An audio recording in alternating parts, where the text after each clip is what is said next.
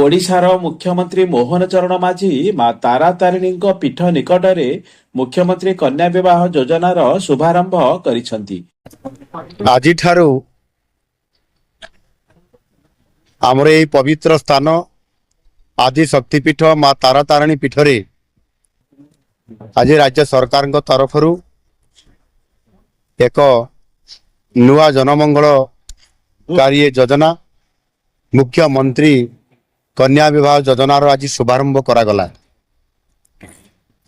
मां को ये पवित्र पीठरे आज जो कन्या मुख्यमंत्री कन्या विवाह योजना रे 201 जन कन्यांकर विवाह वर्तमान संपन्न होगापाई जाउछि।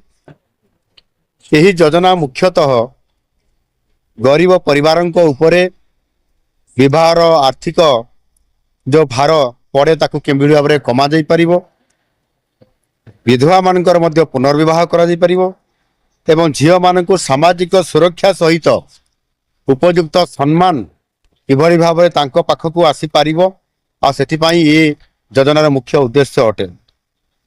यही योजना रे जो माने शामिल हेबे विशेष करिकि झियो मानकर बयस 18 वर्ष रु 35 वर्ष एवं पुओ मानकर बयस 21 वर्ष रु 35 वर्ष भितर हेइतिबा कथा एवं सेमाने ओडिशार स्थायी बासिंदा हेइतिबार आवश्यकता अछि।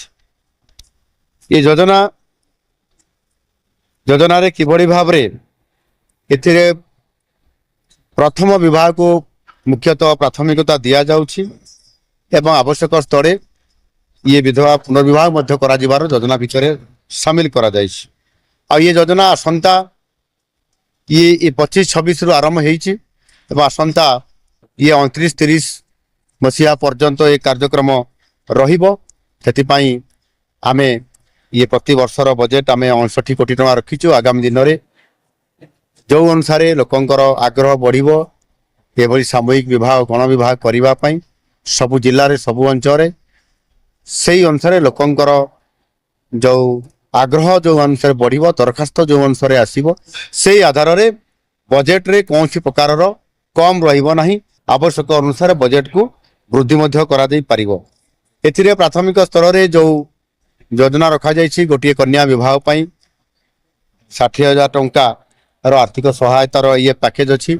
से 45,000 टंका सीधा सड़क भाव में कन्यांकर बैंक अकाउंट को ये अर्थ आवंटन करा जिवो एवं बाकी 15,000 टंका जाकि जो सरकार जो प्रतिष्ठान बा अनुष्ठान द्वारा बा एनजीओ द्वारा ये जो गण विवाह कार्यक्रम को समस्त प्रकार आवश्यक व्यवस्था अनुसार करेबे सेतिपाई से 15,000 टंका लेखाएं गोटे कन्या पिछा 15,000 टंका हिसाब से जिते कन्या एडी थिबे से अनुसार से हिसाब से अर्थ तांको पाखकु सरकार तरफ ये सीधा सड़क भाव में जीव।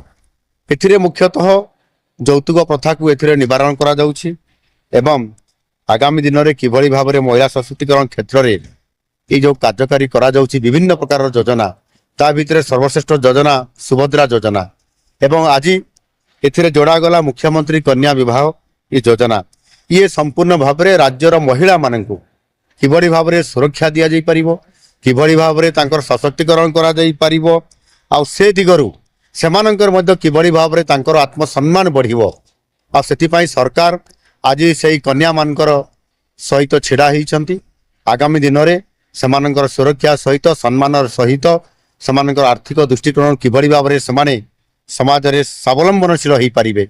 महिला सशक्तिकरण ये योजना रे सेमानंकर भागीदारी जेभली भाव में बढ़ुची, सेमानंकर दायित्व जेभली भाव में बढ़ुची, आर्थिक आय जमिति भाव में बढ़ुची। मु आशा करबी निश्चित भाव में आम समस्त कन्या माने सुरक्षित रहिबा सहित आत्मसम्मान सहित सेमाने आगो को बढ़िबे एवं निश्चित भाव में सेमाने जीवन रे तांकर जो इच्छा थिबो ताहा निश्चित भाव में सन पूरण करि पारिबे।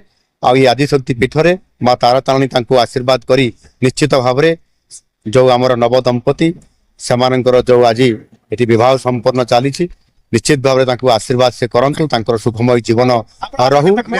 एही अवसर रे उप मुख्यमंत्री प्रभाती परिडा, मंत्री विभूतिभूषण जेना, मंत्री गोकुलानंद मल्लिक, सांसद श्रीमती अनिता शुभदर्शिनी एवं विधायक समूह उपस्थित थिले।